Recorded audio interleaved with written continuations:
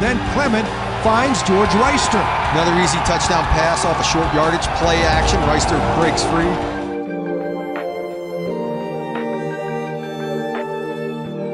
Today on the Unafraid Show, we're getting into the Big 12. Which team will win the most games over the next 5 years? And we got to talk about Cam Newton and the 7-on-7 fight. Plus, the UFL is getting ready to start, and I played in it and why it might last. And we have Sean Hayes from the UFL. I'm George Wrighster. Make sure that you like, subscribe, tell a friend, get notifications, and make sure that you share. It's time for the Unafraid Show. Let's go.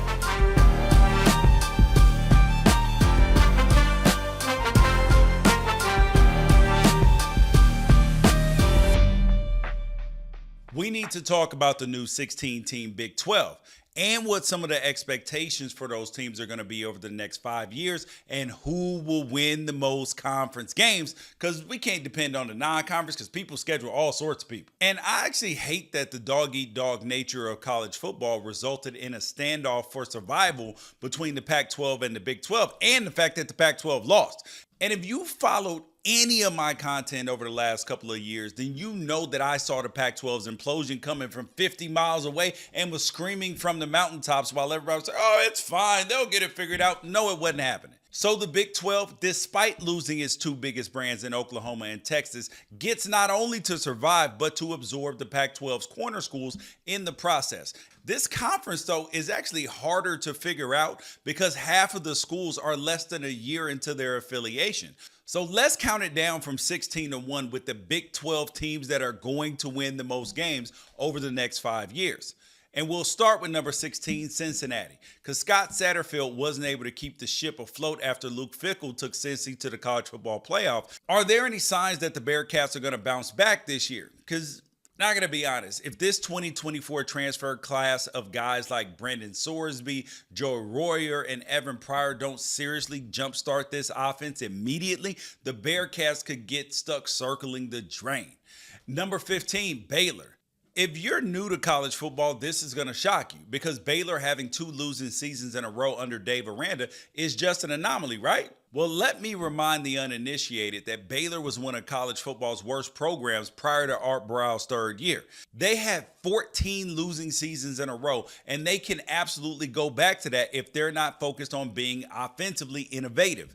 They might be a year late on the coaching change that could have avoided a prolonged return into college football irrelevance, but we'll see if Toledo transfer quarterback DeQuan Finn has enough juice in the tank to delay Baylor's decline.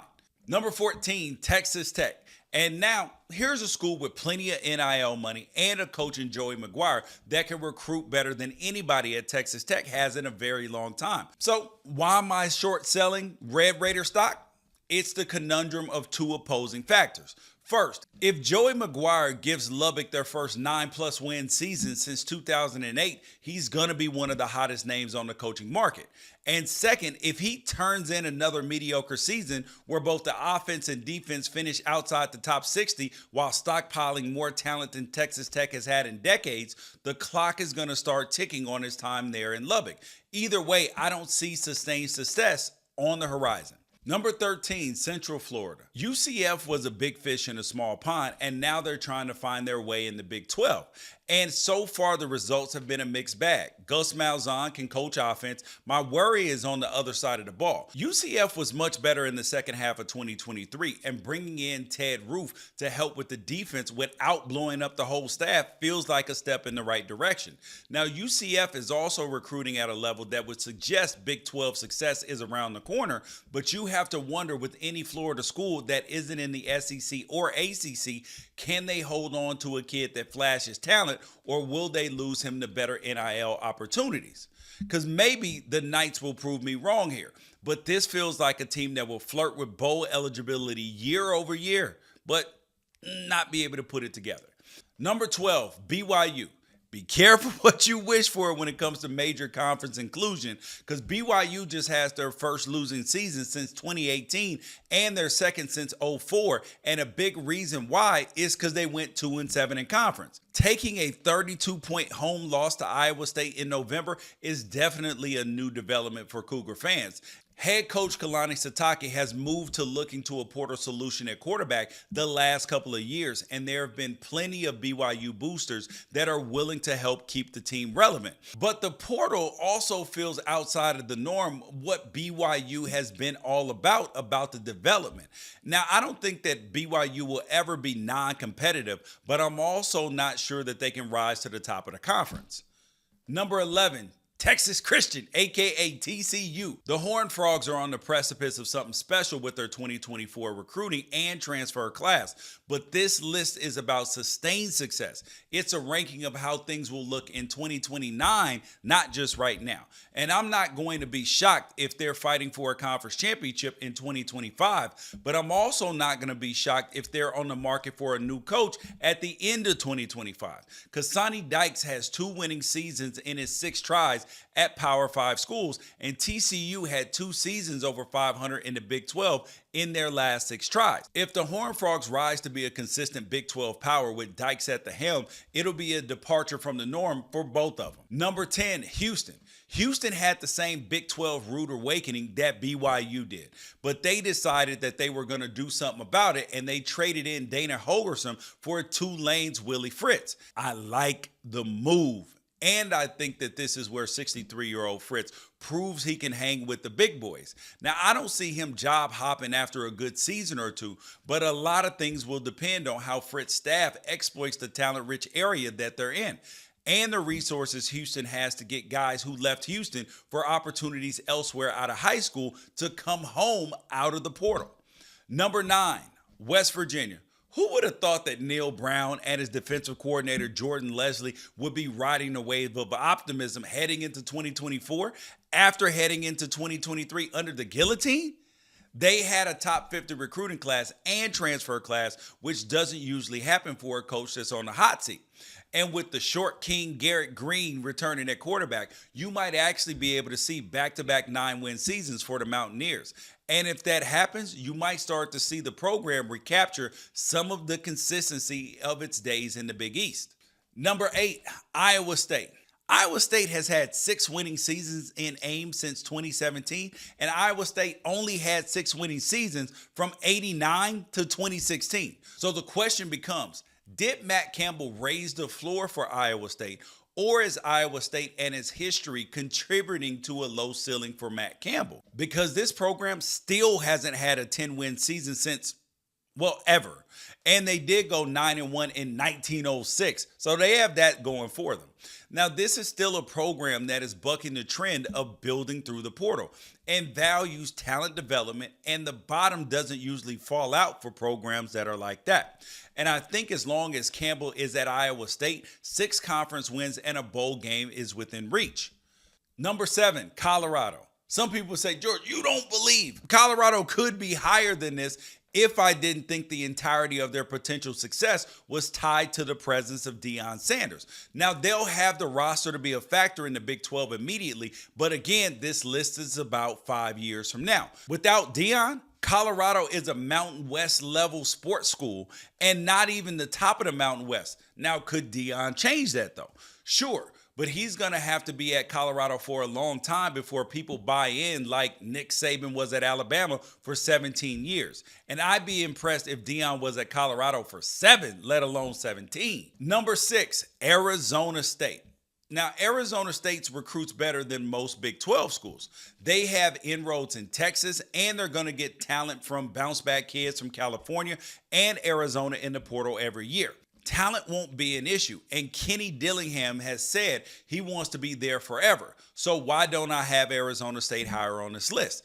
This is the NIL era, and Arizona State has to fight both tooth and nail to get the same boosters that they milked dry for a stadium upgrade and multiple coaching buyouts to come around to the idea of paying for a better roster.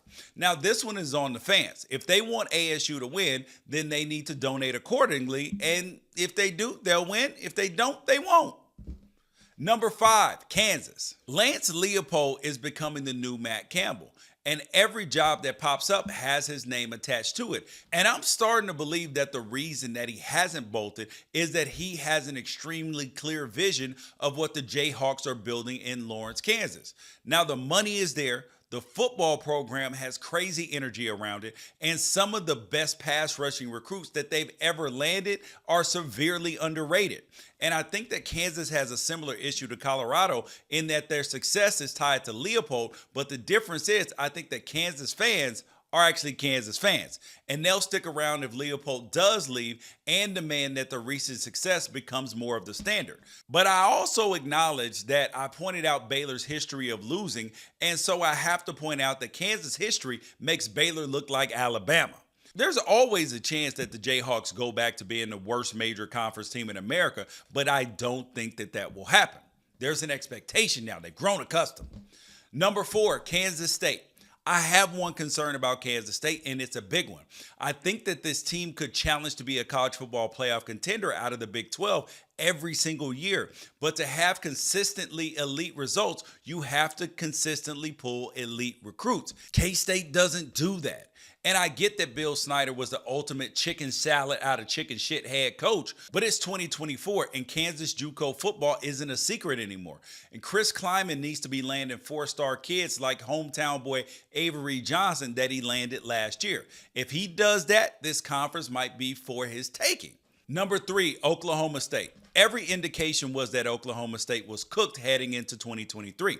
18 kids transferred out. Derek Mason said, I'd rather take a year off than work in Stillwater anymore. And the first 3 weeks of the season looked like the Cowboys were the worst offense in America. Then guess what happened? They still went on to the Big 12 championship game, and I'm not counting out a Mike Gundy coach team anymore. It's pointless. Now, I don't care if they run out there with a Pop Warner roster. They haven't had a losing record since 2005. And as long as Gundy is there, they'll be able to compete to win the league. Number 2, Arizona. Arizona is a Big 12 school in a Big 12 city that was stuck in the Pac-12. Now, Brent Brennan is a great hire out of San Jose State, and they're going to tap into the California talent pool more than any other school in the conference. And I genuinely think that this is the start of a special era for the Wildcats. And it's buoyed by the fact that they retained most of an extremely talented offense despite Jed Fish leaving for Washington. Now, Tucson might not have been the gem city of the previous conference, but for the Big 12 recruits, they can go to a city that is bigger than everyone except for Houston, but still has the feel of a college town like Lawrence or Morgantown. Plus, their boosters, oh, them boys are aggravated and they are mad as hell, pouring resources into the program to help circumvent the school's financial issues. Now, number 1, Utah. The Big 12 didn't want Utah, and Utah didn't want to be in the Big 12. They're a built-in villain, and trust me, they're more than comfortable playing that role. They develop talent better than anyone. They're physical, and they use the Pac-12 to make recruiting inroads in California. And now they're going to be playing road games in Texas? Man, as long as Kyle Whittingham is in charge of the Utes, they're going to be the class of the Big 12. And I know that that's the last thing that Big 12 fans really want to hear. And now we're on with Sean Hayes. The man was the director of player performance over at the XFL. Now he's over at the UFL. Sean, thanks for coming on the show. Hey, happy to be here, George, and really excited to talk to you. And man, I'm looking forward to it. So let's get this thing going. Yeah, so the NFL Combine is getting ready to go on. The UFL is getting ready to start camp. And there's a lot of people that don't understand the difference between in-season performance and when you're getting ready for a combine, which you guys just did over at the UFL. What's the difference in preparation for both of those things? Yeah, great point. So when you're training for the combine, man, you're really training for those specific drills and those tests, and you're basically you're trying to cheat these tests, right? So every little detail matters. You're trying to shave seconds off, and when you're in season and you're getting ready for camp, man, you really got to kind of dial things back a little bit, and because you got to think when I'm actually playing the game, that stress is high, and your body, your body can't decipher what the different stress is. Oh, am I playing football or am I lifting a ton of weights? Stress is stress, right? Or am I getting an argument with my significant other? Like, it's just stress to the body. So when you add that playing the game and you're in training camp, your stress is high as it is. So you don't really want to add to that too much in the weight. So you kind of want to do about, about half of what you would do in the off season, maybe give or take, depending on some things. But yeah, generally speaking, hey, you want to cut the volume down in camp, keep your guys as fresh as possible. Hey, when you're out of season training for the combine, we can get after it a little bit, and volume goes up, intensity goes up a little more. So that would be the difference. It's because the stress when you're playing this game, as you know, more than most, how stressful it is on the body. So you try to take those things into consideration. I've always wondered, like, why don't we actually do way more football stuff than stuff that you don't do when you are, playing football to try to judge if you're a good football player or not? That's a great point, and that's something where I was really kind of tasked to do with the XFL last season. If we ever had a shot to do this thing different, we had a shot at the XFL last year, and we came with that approach. Hey, can we maybe look at this a different way? Yeah. So and what we thought, what we liked, what we wanted to do was kind of come up with a combine that wasn't as outdated, right? It didn't Yeah. take as long. We wanted to do a combine, but we wanted to do it the XFL way or a new take on it, innovative approach. So what we did is we looked at the same technology, the science that we use throughout the season, the way we test guys to measure their management fatigue and their hey, how are they doing with their nervous system, all things like that. Are they maintaining performance? And we wanted to blend that in with our combine. So instead of like doing a vertical jump and a broad jump, Yeah. we wanted to just do jumps on force plates and be able to measure, hey, jump height, but also how How quick much? twitch are they, right? Yeah. How much force are they putting into the ground? If I'm an O line coach or a D line coach, I'm in the trenches. I'm going to be looking at how much force they put in the Mm. ground because that's Yeah. what those players do for a living. They have to either move another individual or they hold their ground. So force into the ground, that's going to be key. So we really tried to be like, hey, coaches, when you're at this combine, I want you to look at that number. Now, if you're a skill guy, if I'm a DB, I'm a receiver, it's yes, jump height is important. But what's more important to that, I would probably, guess is how quick twitch you are, how Yeah. quickly you can come up with that force at a drop of the hat. So we wanted to say, okay, we cut down on the number of tests and we just did, football movements, but we looked at guys' accelerations. We looked Yeah. at guys' top end speed. So now we're able to tell the coach, hey, this guy can accelerate quickly. He can get up the field really quickly, right? That's important. Yeah. Whether I'm a running back, whether I'm a receiver, or I can say this guy's top end speed is really good. He hit it 21 mile an hour. He hit 22 mile an hour. So now I don't have to run a 40 to get that. I can get that window in 20 yards.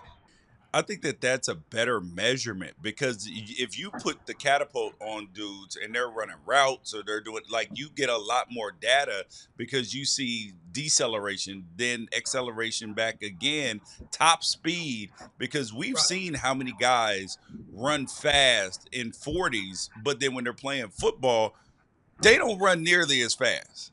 Right. And we wanted to have this showcase of where it's like, okay, we're gonna do our thing. We're gonna do our test, right? But it's not gonna be as long. It's gonna be, we're gonna hit them with it, and they're gonna be in and out. And then it's like, go do your drills, and like all the coaches are watching, and as they're watching, we're handing out the data. So now when I'm watching somebody, I could say, man, that guy looks good in drills. What's his top end? How can we do it better? How can we use technology in it in the way that we use? And I thought I was really proud of what we were able to do, not only from like the type of drills we did, but I was really proud of the fact that like we were able to get some cool, unique numbers that were going to help our coaches in picking players. When we talk about the amount of stress on players, and then you think about, the coaches having to talk. So I've always wondered that when scouts or coaches What are some of those coaches that, whether it's XFL, NFL, UFL, when they're coming to ask about a player, what are those conversations? First of all, as the strength coach or performance coach, you got to be honest, right? Because if you're not honest, that coach that's asking, he's not coming to you again, right? If Yeah. you say, "Oh man, this guy's great, you got to take him," "Oh man, he's wonderful," and it's not the case, your credibility goes out the window. So you got to be honest about everything. How you do one thing is how you do everything, right? Yeah. I'll give you an example. I know he's making some headlines now, being on the Shannon Sharp podcast with Johnny Manziel. When we were at the Texans, he was coming out at A&M, and we had the #1 pick that year. And we were interviewing guys, and one of the interview process was come down to the weight room, talk to, at that time, the head strength coach was Craig Fitzgerald. I was his assistant. So I was in on those interviews, right? He let me be a part of it. That was great. I was a young coach at the time, so I was appreciative. But we interviewed Johnny Manziel. Cool guy, nice guy, hell of a football player. We got down to, how do you like the weight room, Johnny? Well, I don't really love it that much. I don't really, yeah, so it's like, right then and there, you got to go and tell OB, like, hey, this guy doesn't love it down here. Is this our guy, right? Like, you don't necessarily have to be a weight room warrior, but are you a guy that shows up early? Because if you're showing up early in the weight room, you're going to show up early to film. You're going to show up early to get tape, to get treatment. You're going to, you know what I mean? Are you the guy that's kind of going to do your own thing in the weight room? Or are you going to be looking like, are you going to be coachable in the weight room? Especially in college football, man, who are they around the most?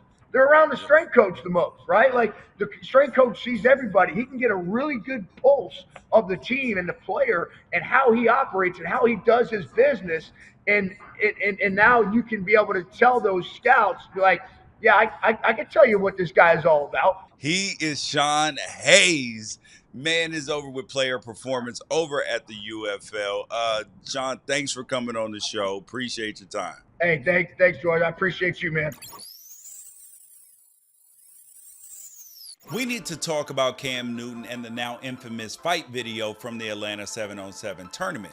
Now, this happened because of ego, and I've been in this position many times coaching my own kids, but we'll get into that in a minute.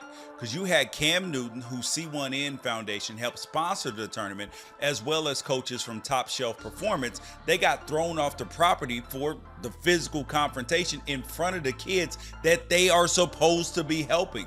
And there have been a lot of takes about this, and I'm going to be honest, a lot of them speak to cultural issues that are far bigger than the event itself, but very few takes that actually get into the heart of the specific issues that cause a conflict like this.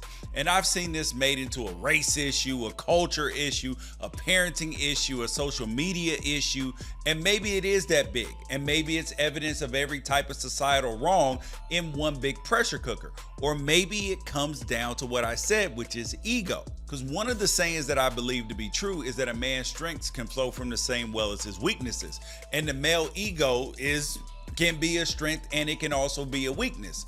I've seen this in my own life, because me being a former NFL player and having kids that are good, other coaches wanted to beat my team so bad, and the time and energy and the lengths that they were willing to go to prepare their team to play to beat my team was fascinating to me. And along with the energy and intensity that they would bring to the game, like you look like, whoa, bro, like these are kids playing. It's not me and you. And the reality is that the other coach just wanted to prove his worth and stroke his ego in the off chance that his team won, because it rarely happened. And I've seen this over and over again also with Bronny James when he was playing for Sierra Canyon, because the crowd's energy would always be insane. And kids would act like if they hit a shot with Bronny guarding them, that it was a Game 7 NBA Finals buzzer beater, and it wasn't. It'd be a normal routine play. And when you're a kid raised in that environment, carrying that last name James, you've never had a moment's peace. And Bronny has always handled it so well, and he's continuing to do it with Pac-12 teams and their fans booing him every single day. Now, Bronny's had to deal with that, but Cam Newton, he isn't a kid trying to make his dreams come true while carrying a legacy last name. He's a 6'5" athletic freak at 250 pounds who might be the best college football player of all time and led the Carolina Panthers to a Super Bowl and is an MVP despite getting disrespected so bad, which is wild to me. He also so happens to be one of the most competitive dudes on earth and takes that energy with him wherever he goes, whether it's on a podcast studio or a 7-on-7 sideline. So when Cam Newton is surrounded by dudes who daydream about how a win over his squad could validate them as both coaches and men, he has no incentive to be meek. So no, he's not gonna chill. He's gonna remind them dudes exactly who he is, and that the harsh reality is that 99.9% of them, even the best former athletes on the 7-on-7 coaching scene, will never be on his level. And when you put your ego on display only to have it crushed, well, sometimes the only thing that's left to do is throw hands. And I'm not saying it's right. I'm just saying that there's enough recorded human history to show that ego plus a wound equals a squabble. And while ego might have helped elevate Cam Newton to legendary player status as an NFL player, it also might be at the root of what got top shelf performance dudes into believing that they have the best formula for developing young athletes. And it's also the same thing that made all parties involved lose sight of the purpose of being part of 7-on-7 in the first place. It was their egos that kept it from being about helping the kids. And competing against Cam Newton can't be the main thing. And I don't care what your beef is. If your main priority and primary focus isn't helping kids develop their skills, go do something else. Because these families don't need your inability to keep your ego in check, putting their children's safety at risk. And for Cam Newton, I can't pretend that he's going to take my advice or change anything about how he conducts himself, because he's on the 7-on-7 field. But the C1N Foundation mission should speak for him. If above all else, Cam Newton wants to give kids opportunities to compete and develop more than he wants to jaw at dudes who spent Monday through Friday at day jobs, that will show. But if he's still got this much competitive juice, maybe it's time to put the pads back on and go make some contact, because at the end of the day, it's got to be about the kids. Let's talk about the United Football League, because spring football finally has a shot to survive, and there are two main reasons why it can work and why you should care, and I'll get to those in just a sec. And I'm not going to sit up here and bore you with the details about how this league came to be, other than what you need to know, because spring football has been the white whale of many people in the business of sports. You've had so many leagues try and fail, and it hasn't worked. And now the merger of the XFL and the USFL to form the UFL might just be our best shot at finally making it happen. Because I actually love the idea of spring football. And honestly, I just haven't loved the execution of spring football, because they've tried to stand on their own, which is why we don't buy in. And I'm speaking from experience here, because I played in the old version of the UFL. And not only did I win a championship with the 2010 Las Vegas Locomotives, I caught the last touchdown pass of the 2010 season in the championship game. The thing that I loved about the old UFL was that it was a hybrid of college and the NFL, so it made it a lot of fun, because everybody that was involved, the league, the coaches, the players, and the fans in the stands, were there because they love ball. It wasn't about money, because nobody was getting life-changing contracts, even though there was money involved. And they were there because they had unrealized NFL dreams, or like me, after I got cut by the Giants because they wouldn't clear me because of my neck, I wanted to prove that I wasn't done and that I still had more game left. But in my case though, figuring out that I needed 2 Percocets and a Soma just to fall asleep at night let me know that the Giants were right, and my neck was not good enough to play pro football. But that's a whole nother story for another time. The thing that was refreshing and so much fun was you were around dudes that were locked in and understood the stakes, and the business of it was out. It was just ball. And with all the complaining about inflated NFL contracts and the changes brought by NIL and the college game, I'm honestly shocked that nobody did the spring football right before now, because this type of league can actually find a bigger audience. The reality is though, is that the UFL's best chance for survival is going to be find some way to make themselves useful. useful to the juggernaut that devours everything in its path, the National Football League. Because if the NFL had an interest in the Spring League, it probably would have started one itself. But since they haven't gotten around to do that yet, the UFL has a window to prove that not only can it be a viable spectator sport in a non-traditional season, the league also has time to find a way to entice the NFL to invest. Because there are two things that the UFL can do to make themselves useful. Number one, be the minor league of the NFL. Get team scouts, film, access, emails about the players, like just blast it out and make sure that the league feels a part of it the way they want your players. Just like the G League in the NBA. Number two, be a place where the NFL can test out rules about kickoffs, replays, sky judges, and anything else that it wants to. Because the NFL recently expanded practice squads, and what better place to grow and develop young players that you've drafted than loaning them out to the Spring League. One thing that we know for certain is that players get missed in the draft process, because without arena football, there's no Kurt Warner. And the NFL used to have NFL Europe, which is the G League to the NBA. And a lot of good players have come out of the G League and been good NBA players, and the same can come from the UFL, because there's dudes that can play. Look at St. Louis Battlehawks wide receiver Ja'Cour Pearson. He might have had a chance with the Chiefs this year because they weren't running out great wide receivers. Or maybe Michael Joseph of the DC Defenders, who maybe could have helped out terrible pass rushes in 2023 like the Titans and the Raiders. But without the potential for the ultimate reward, a spot in the NFL, I'm not sure the stakes for a spring league will ever be high enough to drive NFL fans into a new routine of consuming football in April and May. That's why this league can work, is because having a place where NFL can develop their players. Think about how many times we heard this last season. Oh, there's a backup quarterback problem in the NFL. Send them down to the UFL and let them develop. But who knows? Maybe the expanding landscape of legalized sports betting can give the UFL the juice that it needs to get the NFL's attention. And maybe pitting the XFL conference against the USFL conference is going to create the type of conflict that sparks interest as well. And maybe being in markets like Birmingham, San Antonio, Memphis, and St. Louis will create some loyal fan bases that crave a professional football experience that their city can call their own. And that's the Unafraid Show. Make sure that you like, subscribe, get notifications, and tell a friend so we can keep bringing you dope content. And we'll catch you guys next week.